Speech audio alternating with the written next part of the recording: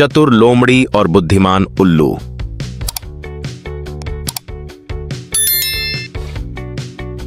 एक बार की बात है, एक शांत और हरे भरे जंगल में फेलिक्स नाम का एक चतुर लोमड़ी रहता था।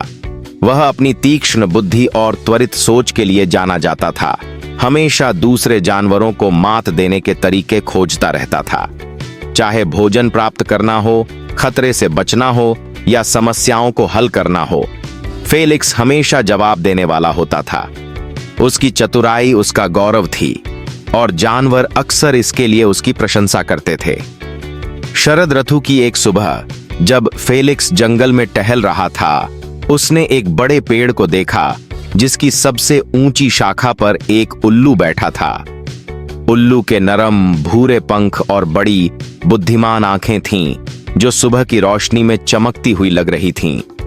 उल्लू ओली था, एक प्राणी जो कई वर्षों से जंगल में रहता था और पूरे जंगल में सबसे बुद्धिमान जानवर के रूप में जाना जाता था। ओली की बुद्धिमत्ता के बारे में उत्सुक फेलिक्स पेड़ के पास गया। ओली, मैंने तुम्हारे बारे में बहुत कुछ सुना है, फेलिक्स ने कहा। तुम जंगल में सबसे बुद्धिमान प्राणी के रूप में जाने जाते हो। क्या तुम मुझे सिखा सकते हो कि कैसे संतुलित रहना है, चतुर? ओली ने अपनी बड़ी बड़ी आंखें झपकाईं और धीरे से मुस्कुराया।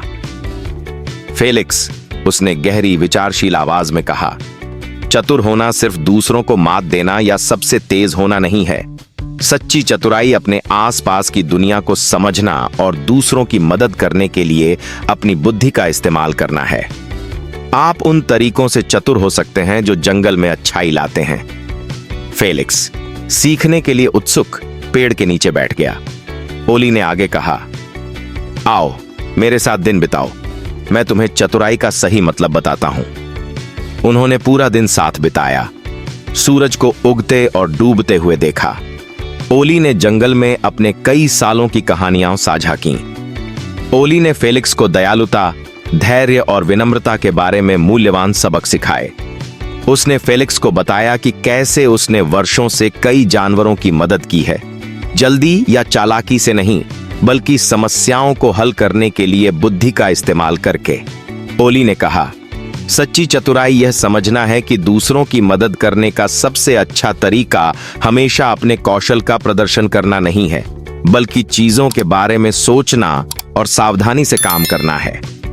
फेलिक्स ने ध्यान से सुना, हर शब्द को आत्मसात किया। उसने पहले कभी इस तरह से चतुराई के बारे में नहीं सोचा था। दिन के अंत तक फेलिक्स को एहसास हुआ कि बुद्धिमानी हमेशा सबसे चतुर या सबसे तेज होने के बारे में नहीं है, बल्कि अपने ज्ञान का उपयोग करके दुनिया को सभी के लिए बेहतर बनाने के बारे में है। अगले ही दिन फेलिक्स को अपनी नई नई मिली हुई बुद्धि को परखने का मौका मिला। एक हिरण बेलों के घने झुंड में फंस गया था और जंगल के जानवर उसके चारों ओर इकट्ठा हो गए। उन्हें समझ में नहीं आ रहा था कि कैसे मदद करें। वे सभी जल्दी से जल्दी बेलों को उखाड़ना चाहते थे, लेकिन फेलिक्स जानता था कि जल्दबाजी करने से हिरण को चोट लग सकती है। जल्दी से योजना बनाकर भागने के बजाय फेलिक्स ने शांति से हिरण के पास जाकर बात की।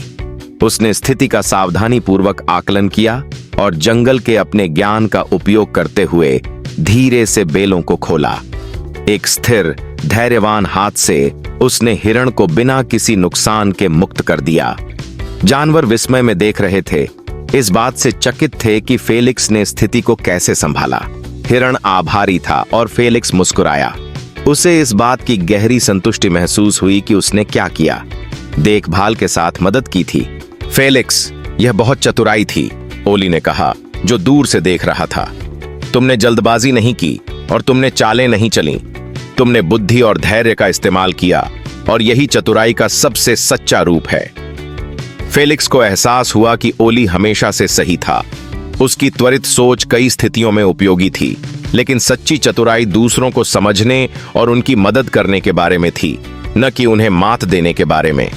उस दिन से फेलिक्स न केवल जंगल में सबसे चतुर लोमड़ी के रूप में जाना जाने लगा, बल्कि सबसे बुद्धिमान में से एक के रूप में भी जाना जाने लगा। उसने अपने ज्ञान और कौशल का उपयोग जंगल में अपने साथी जानवरों की मदद करने के लिए किया। हमेशा कार्य करने से पहले सावधानी से सोचता था और हमेशा दयालुता को पहले रखता था। और जब भी उसे सलाह की जरूरत होती, फेलिक्स ऊंचे पेड़ पर ओली से मिलने जाता, उस बुद्धि के लिए आभारी जिसने उसके जीवन को हमेशा के लिए बदल दिया था। अगर आपको हमारी कार्टून कहानी पसंद आई हो तो हमारे चैनल को सब्सक्राइब करें और बेल आइकन को दबाएं ताकि हर आने वाली कार्टून कहानी सबसे पहले आप तक पहुंच सके। थैंक्स।